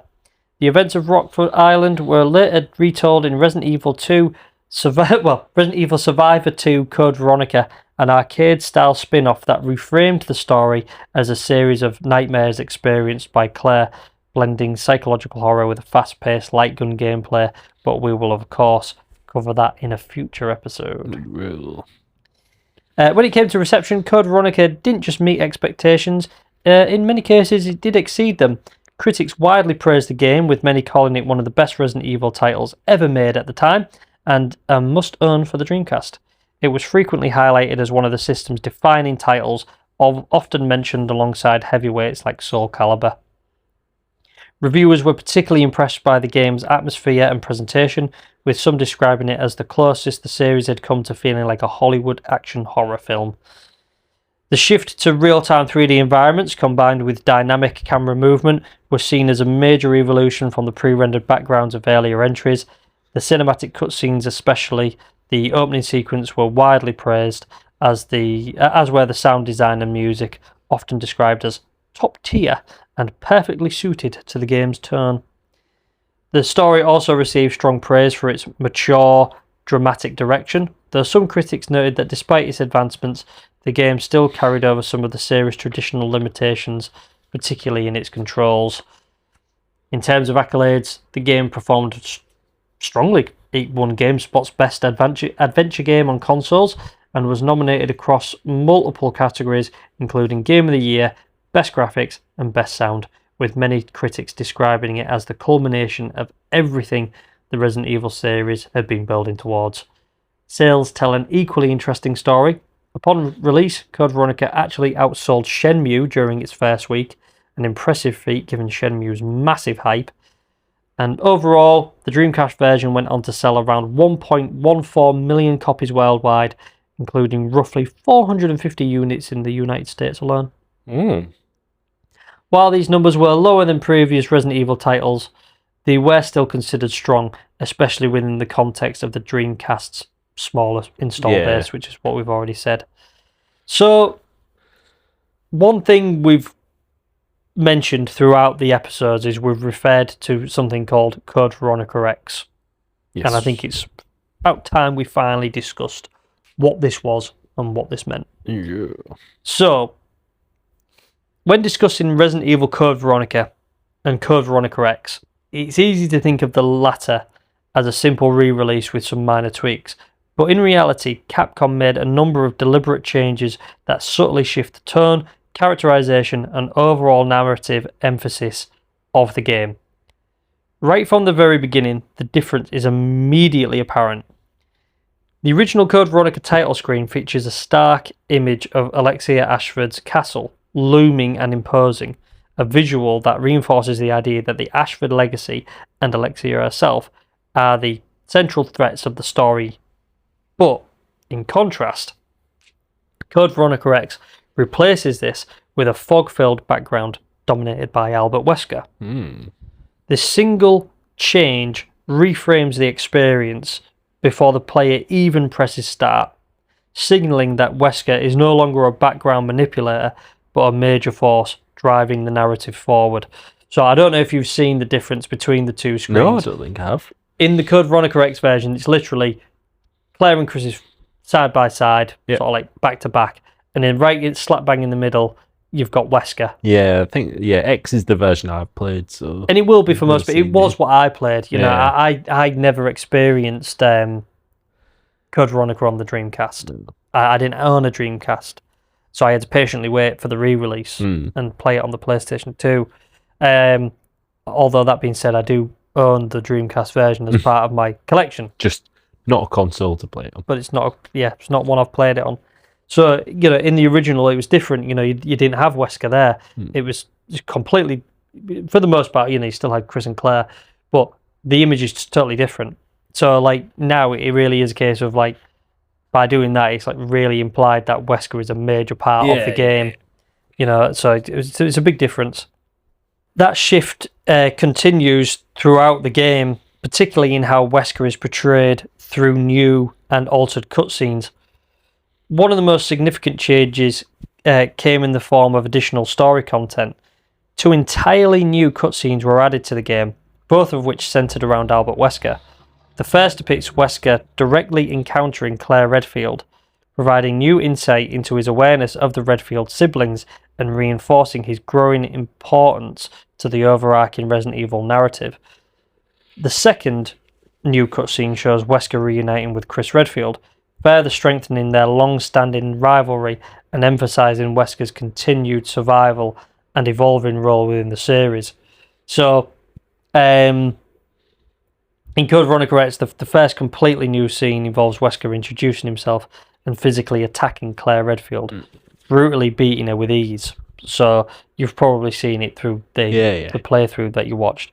The moment serves a clear purpose. It establishes Wesker's enhanced abilities in no uncertain terms, as well as his knowledge of all the ongoing events within the series, where in the original release it's his power is implied, where in Code Veronica X it's made terrifically explicit. You know, Claire's no longer just being taunted by a shadowy antagonist. She is completely outmatched, reinforcing Wesker's evolution into something far beyond human.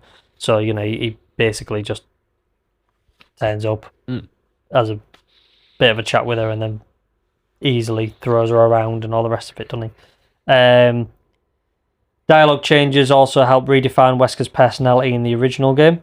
When Wesker encounters Chris, he reacts with genuine surprise, exclaiming, "Chris, you're here too."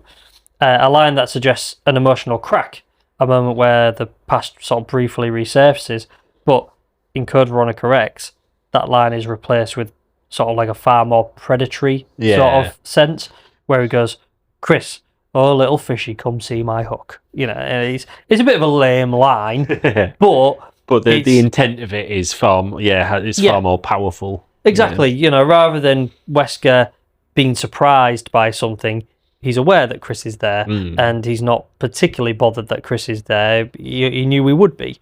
So, but yeah, it sort of shifts Wesker's presence and aura as someone who is very in control of the situation. So yeah, the change sort of removes any sense of surprise or nostalgia and replaces it with this sort of cold amusement, and that Wesker isn't reacting, he's hunting, isn't he? Nowhere are the differences between the two versions more pronounced than in the Alexia Ashford versus Wesker confrontation. In the original Code Veronica, a cutscene shows Wesker confronting Alexia, demanding she surrender into his custody in order to retrieve a sample of the T. Veronica virus. The outcome is clear and one-sided. Alexia completely overwhelms Wesker, forcing him to retreat in fear.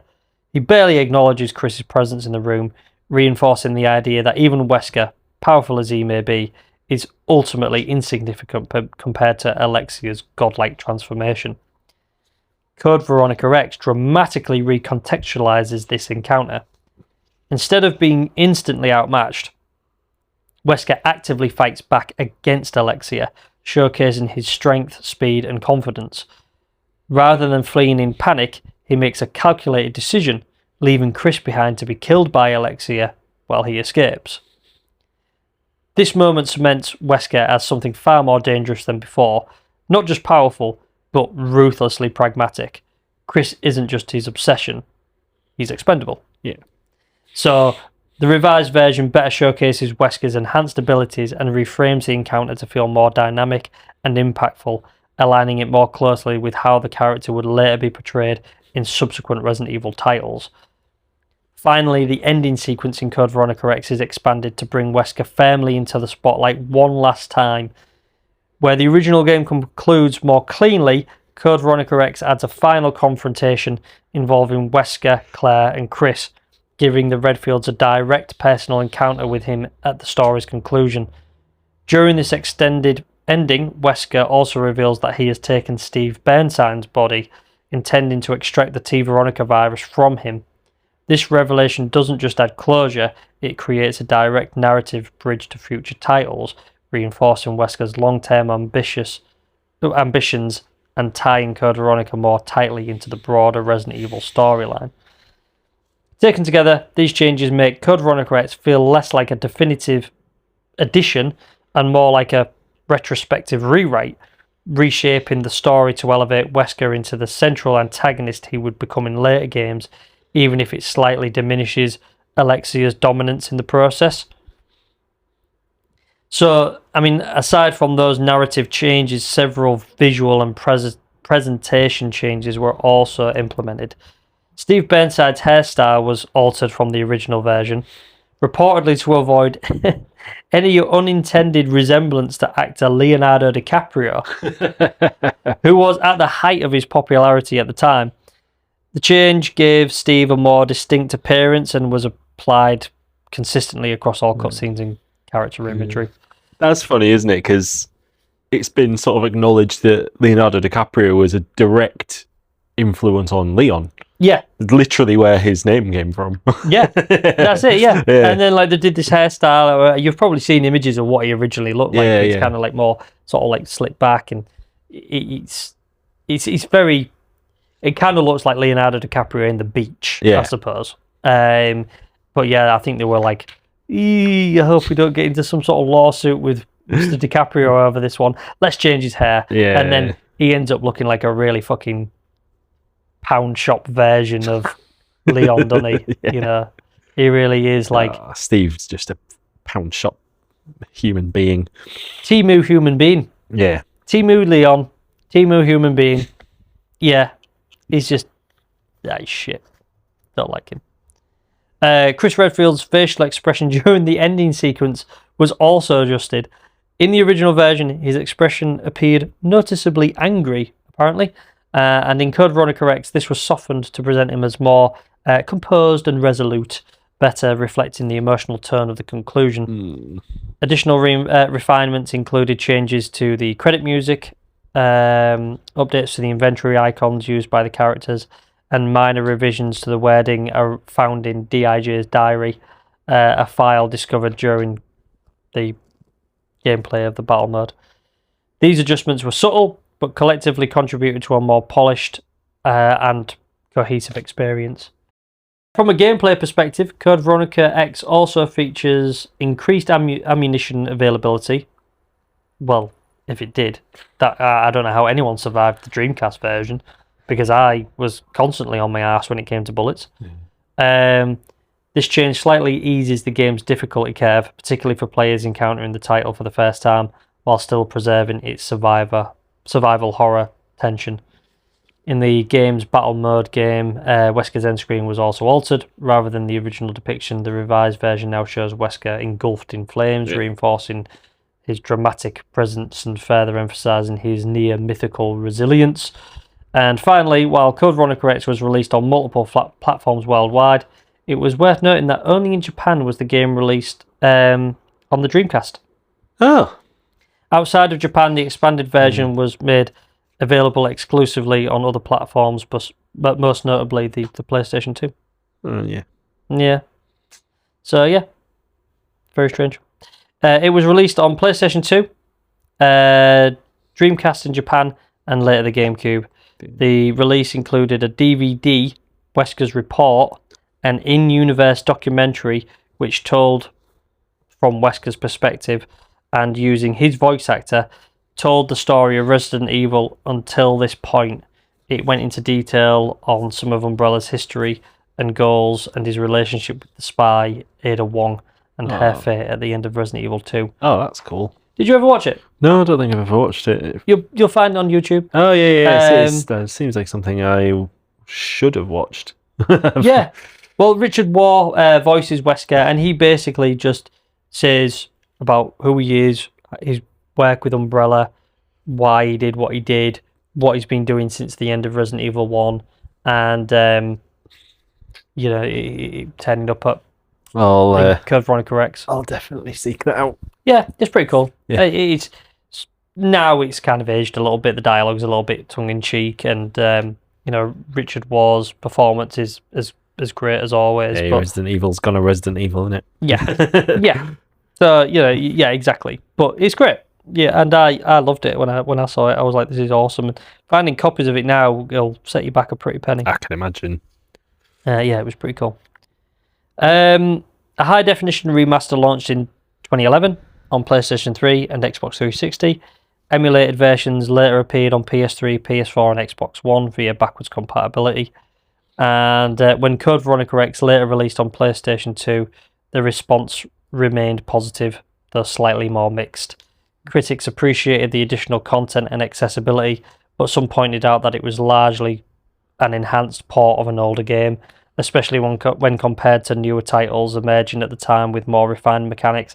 I think that's a really fucking harsh summary of Code Veronica X's release, really. Yeah. I mean, it wasn't that late. No, it was only what, a year later?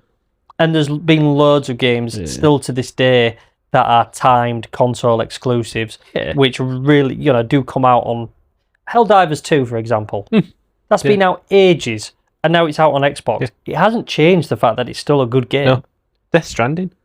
Death Stranding had, was it 5 years later it came out on Xbox? Yeah, that probably sounds about right, actually. Yeah, and it is the sort of the director's cut version, but it's still, I mean, the original Death Stranding, even on PS4, is still a gorgeous game.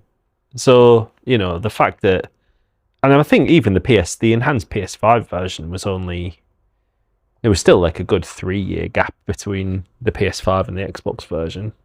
Just seems harsh, doesn't it? It's still a good game, regardless of how long's gone by. Yeah. To sort of like say that it's basically an enhanced port of an older game. Give me a break. Yeah. Again, I don't know why some of these critics were I feel like if we want to sort of get contextual, I think like a year in the gaming world was a lot longer then than it is now. I guess. I think game production so. cycles were much shorter, console generation cycles were much shorter. So like a year or two back then, things moved a lot quicker. You think, in only, I mean, at this point, when Code Veronica was released, it's only, Resident Evil as a franchise has only existed for 4 years. And this is already the 4th main title that we've had. Whereas, like, and we've discussed this many times on the pod in the past, but, like now, like 4-5 years between mainline titles of any series is considered like fast turnaround. Well, I'm still waiting for a Splinter Cell game, for fuck's sake. Yeah, I mean, when was the last time we had one of them? 360s when the last time we had one of them. There were countless like big gaming franchises that haven't had a new game in like the best part of a decade, and people don't even talk about them like they're dead. They're just like, oh well, we'll just get one when we get one. Yeah, and the fact that we still talk about Splinter Cell and we've still not had a game. I mean, they did that animated movie, didn't they? Like recently and I'm just like, the series is still alive. Then the franchise is still alive. Why haven't you made a fucking game? Yeah. Why do you keep putting Sam Fisher in Ghost Recon games? And like, why do you keep doing all this third echelon stuff? I think even like an operator from third echelon's been in Rainbow Six Siege or whatever it's called these days. And I'm just like, you still value the universe? Make a game. Yeah, make a game. I mean, look how long it took for Silent Hill to get back on its feet. Yeah, exactly. Until I know we've had like the 2 remake and F, and now there's Townfalls coming out later this year. But before the 2 remake, the last game was what, Downpour? Was that 2013, something like that? Possibly, 2012. Yeah, because they made it. It might even have been earlier than that. Actually, I think it might have been 2010. I would say it was likely around about then. Yeah, Yeah, it's been a long while. So you're looking at well over a decade, and these things just that's just the industry now, isn't it? I mean, GTA 6. It's yeah. Well, I think everyone's got an opinion on that, haven't they? No, I certainly have. when it comes to GTA, everyone's always pissed off at how long it takes. But there you go. People are still playing 5, so it's worth the wait, isn't it? Yeah. But yeah, I think you're right about all of that. Really, I mean, I think that regardless, I think to sort of just say it was an enhanced port of an older game, it's still harsh, isn't it? Yeah. You know, it's an older game. It was a year or whatever, but yeah, whatever. Later releases, however, including the GameCube port and the HD remasters, received more moderate reactions, with some criticism aimed at the game's aging design. I mean, however, even then, many players and critics still recognised it as a challenging and memorable survival horror experience from the series' golden era. You know, and I think, again, it was very much a leap forward into what we'd had, you know, with the sort of dynamic backgrounds and things like that. I think it was still a leap forward, isn't it? And I think that still has to be noted and praised. Yeah. So yeah, I suppose it was. I mean, it was really a one of a kind, though, wasn't it? Because it's the only, to this day, it's the only Resident Evil that had both fully rendered environments, but still the traditional tank controls. yeah, Because the 2002 remake and Zero were back to static backgrounds, weren't they? yeah, they were. Yeah. However, because I never played them, I don't, which I do hope to do, and I'd kind of like to do them for my channel, really, but I'd like to play Outbreak, because I don't know if that Oh, is... yeah, I suppose. I don't know if that's sort of semi-static camera angles in a third-person perspective or not. Yeah. I can't remember. I wasn't thinking about those. I suppose they exist in like the sort of spin-off realm rather than the main series. That's it. I mean, at the minute we're talking mainline, aren't we? And Outbreak hadn't been released at this point, but yeah, it's a bit of a weird one. The PlayStation 2 version, Code Veronica X, performed even better commercially, selling around 1.4 million copies worldwide, contributing to a combined total of 2.5 million units across both platforms, and over 3 million units when accounting for all regional publishers. So, not bad going. Not bad going. It just shows you the power of the PlayStation, I suppose. Mm-hmm. In the years that followed its original release, Resident Evil Code Veronica X saw renewed life through a high-definition remaster and multiple releases across modern platforms, ensuring the game remained accessible to new audiences well beyond its original console generation release. A HD remastered version of Code Veronica X was released for both the PlayStation 3 and the Xbox 360, featuring upgraded visuals designed to take advantage of high-definition displays. This version served as the primary modernized release of the game and became the basis for several later ports. In contrast, the version made available on PlayStation 4 was not the HD remaster, but rather an emulated release of the original PS2 version. Weird. Published as part of Sony's PS2 Classic lineup. This emulation-based approach preserved the original presentation and performance characteristics of the PS2 release, rather than adopting the enhancements of the HD remaster. Such a strange choice to do that. Yeah, that is a really weird... Doesn't make sense to me, that at all. Through backward compatibility, however, the HD Xbox 360 version can also be played on the Xbox One and the Xbox Series XS, which is what I did, making it the most accessible version of the remaster on modern hardware. Meanwhile, the PlayStation 5 runs the same emulated PS2 version originally released on the PlayStation 4, maintaining continuity with Sony's ecosystem. Again, bizarre choice.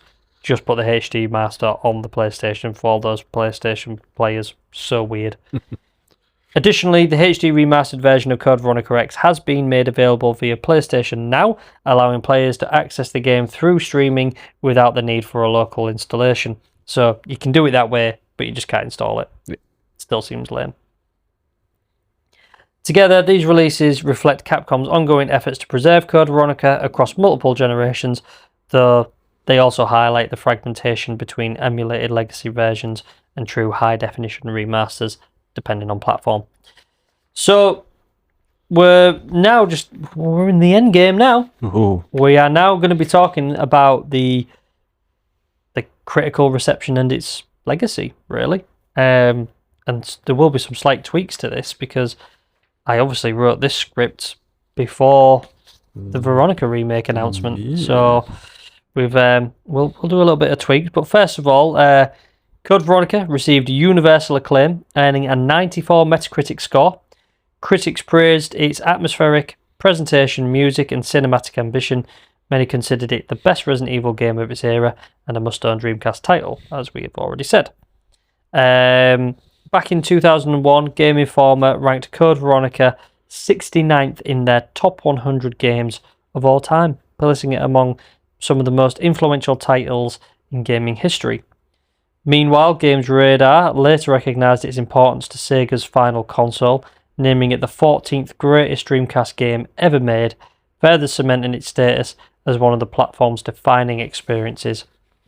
Over time, the great game's reputation has only grown. It's frequently cited as one of the most memorable survival horror experiences of its era, earning spots on multiple greatest games lists and continuing to be recognised as a standout entry in the franchise.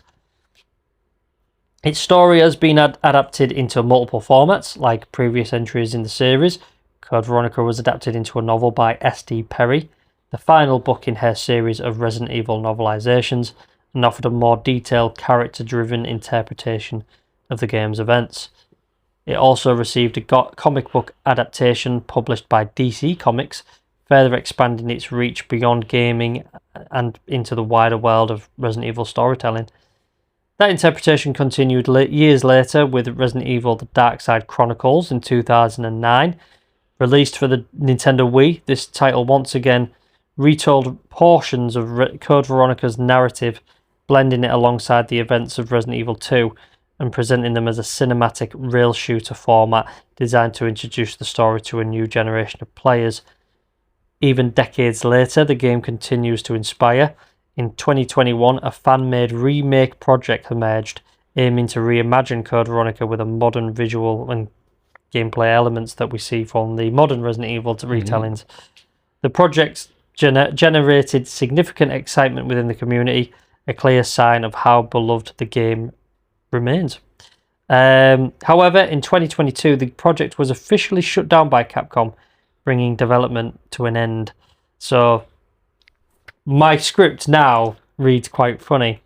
And I will read it. Go on. Because... Let's just see where we were at just a few weeks ago. Yeah.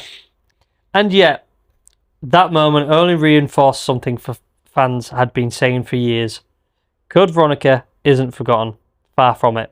In fact, it's consistently highlighted in fan polls, discussion, and industry conversations as one of the most deserving titles in the series when it comes to a full modern remake. Well, I mean, yep. Even major outlets like IGN have pointed it to as a prime candidate, a game whose story, characters, and ambition are far more than worthy of being brought back for a new generation. Because at its core, Code Veronica represents something unique in the Resident Evil timeline, a bridge between the classic survival era and the evolution that would follow. And even now, its legacy continues to grow, because in many ways, this wasn't just another sequel, it was a turning point, a game that pushed the series forward, technically, narratively, and stylistically, while still holding on to the survival horror DNA that made Resident Evil what it is. So that concludes our Resident Evil Code Veronica series. Whoopee. And you know what? I only slimmed off a little bit of that because it does sort of lean into the discussion of remakes. Yeah, well, I mean, you say we've finished the series, but we haven't, because we've got at least 2 more episodes covering Resident Evil Code Veronica, because, as we mentioned earlier on, the next episode will be a field report where we'll dig into that Veronica remake announcement and all of the additional information that has sort of dripped out of Capcom in the wake of that announcement. And then after that, it's the Survivor 2 episode. So we'll still be hanging around Rockfort Island for a little bit, and the Antarctic for a while. Yes. Yeah, exactly. That's exactly it. You know, we've definitely got a lot to jump into with the field report. Very excited for that. And Resident Evil Survivor 2 is going to be an interesting episode because it's obviously all going to be quite fresh in our minds. Yes. All the events, and we've got a lot to, it won't be a massive episode, but it's certainly an interesting entry into the franchise. The fact that it was like nightmare sequences in a first perspective, it was a strange choice to do it. I don't even know why they bothered. So, but yeah, we'll obviously discuss that at length in the next episode. I hope everybody enjoyed our trip down Code Veronica Memory Valley, Memory Lane. If you haven't played it, go play it. If there was ever a time to play it, it's playing it now, especially with the announcements of Veronica on the horizon. If not, go watch a playthrough of it. You can watch my playthrough of it on my YouTube channel. It's a great game. I still have very, very fond memories of playing that game. I absolutely loved it. It sort of solidified my love for the Wesker character. I already loved Wesker from the original Resident Evil, and I've said this time and time again, but seeing him back was so exciting because I was like, yes, a villain from the start returns. That is so fucking cool. Yeah. And it made me so excited to see more of Wesker and how he would factor into events going forward. And the end of this game pretty much sort of dovetails straight into Resident Evil 5, doesn't it? That sort of... Yeah, well, 4 and 5. I mean, 5 for his next proper appearance. Yeah, and also just sort of very specifically him and Chris and their ongoing relationship and rivalry and that, that dynamic. Exactly. Yeah, and that's it. 5 is definitely the more true continuation of that. Me and Charlotte have just played Resident Evil 5 for the channel, and it was really cool. Yeah, I just played it a couple of months ago. I remember you saying, and it's definitely a game that needs to be played co-op. But that was fun, and seeing Wesker again, it's really cool when you've been able to connect it to Code Veronica, and then his workings behind the scenes in 4. So, and I think they've done a really good job. I won't talk too much about it because of our future field report, but the fact that we've been newer audiences have been slowly reintroduced to the character of Wesker. I think it will really pay dividend at how important he is when they get to play Veronica. Yeah, because this'll really be, in terms of like the modern remakes, this will be the first time we really get a proper Wesker appearance, because he only appears very briefly at the end of the 4 remake, doesn't he? Yeah, that's it. He appears a little bit more in separate ways. I've not actually played Separate Ways yet, so I've got it ready to go. I think that'll be my next venture, but go through that because he does, not just because of this, but because he's working with Ada. Pops up a bit more in there. So again, it's good that they've been slowly reintroducing this Wesker figure to then go into Veronica and like really truly understand his importance to the series. I think it's very strategic. I mean, even though they've done it in quite a weird way, the fact that they've done like 4, but then they're going to go back to Veronica when that happened before. Yeah. Very strange way of doing it, but either way, we'll see how it all works out. Yeah, it seems like they're going to go from the things we've heard. It seems like they're going to do a bit of work of tweaking the narrative. Yeah. So yeah. Either way, we'll save that.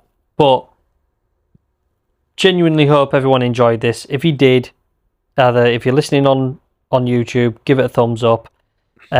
Leave us a review or whatever on whatever platform you're listening to it as a podcast version. Yeah. Come have a chat with us on the Facebook group. Yep.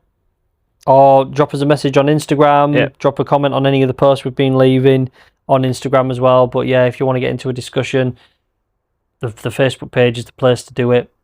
Again, your reviews, your comments, anything like that, it's all massively appreciated, and you've got no idea how much your interaction with those really helps the podcast get noticed and reach new followers and reach new fans and listeners and things like that. So, if you're enjoying it and you think other people will do too, those things really, really do help. But of course, don't feel inclined to do so. We really just appreciate you listening, and when we do get your comments and we do see your reviews, really does mean a lot. So thank you so much.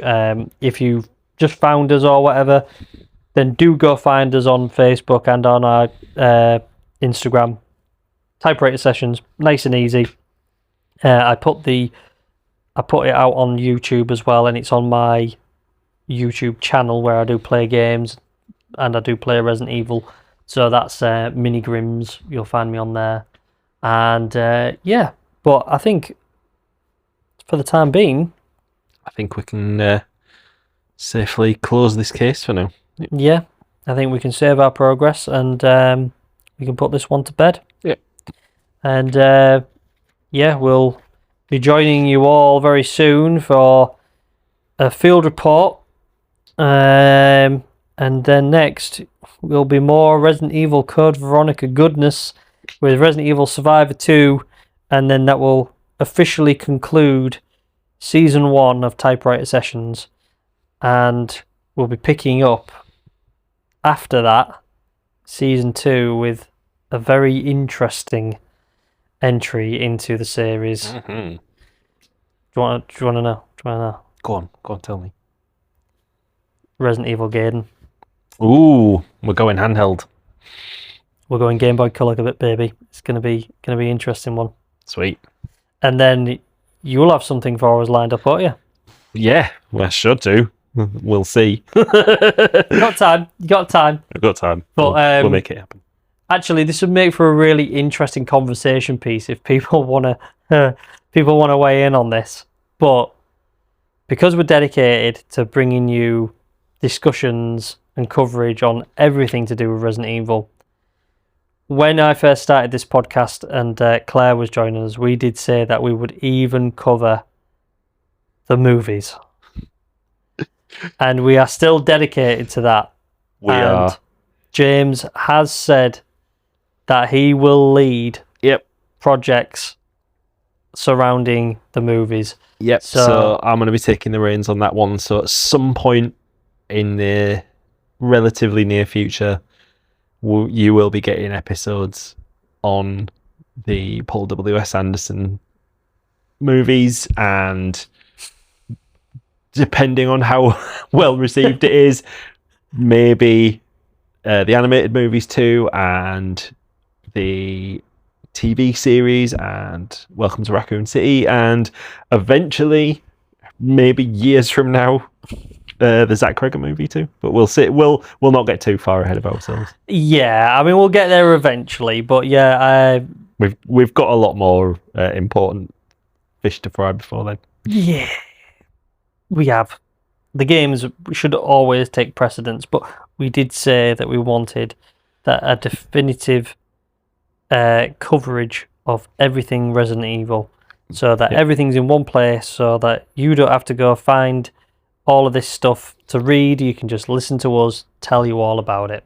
And if you want to skip the movie versions, I can understand that. I won't be offended. I was going to say, it won't be anything against James at all. We just totally understand that you won't want to listen to it. So, all right then, people. Well, thank you very much for listening. We really, really do appreciate it. And hopefully we'll be catching you in the next one. And just keep an eye out. Field report coming real soon. So keep those ink ribbons stocked up, and we'll be catching you real soon. Thanks, everybody. Bye-bye. Bye.